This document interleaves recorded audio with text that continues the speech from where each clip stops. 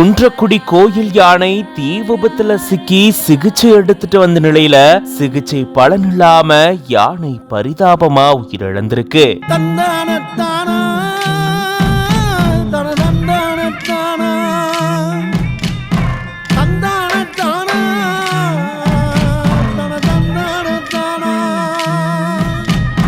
முப்பது ஆண்டுகளா கோயிலையே இருந்து சேவை செஞ்சு பக்தர்களுக்கு ஆசி வழங்கின கோயில் யானை தீ விபத்துல உயிரிழந்திருக்கிறது பெரும் சோகத்தை ஏற்படுத்தியிருக்கு.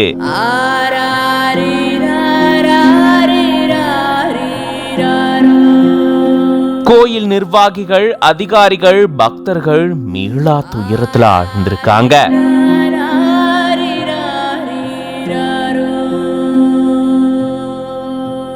சிவகங்கை மாவட்டம் குன்றக்குடி பகுதியில் அமைந்திருக்கக்கூடிய பிரசித்தி பெற்ற சண்முகநாத பெருமாள் கோயில்ல கடந்த 30 ஆண்டுகளா சேவை செஞ்சுட்டு வந்த யானை தான் சுப்புலட்சுமி. கோயில் பக்கத்தில் இருக்கக்கூடிய யானை மண்டபத்துல எதிர்பாராத விதமா திடீர் தீ விபத்து ஏற்பட்டிருக்கு. தீ விபத்து ஏற்பட்ட உடனே யானை சுப்புலட்சுமி அங்கிருந்து தப்பிச்சு வந்திருக்கு. உடல்ல காயங்களோட இருந்த யானையை பார்த்த பொதுமக்கள் உடனடியா தீயணைப்பு துறையினர் மற்றும் மீட்பு குழுவினருக்கு தகவல் தெரிவிச்சிருக்காங்க.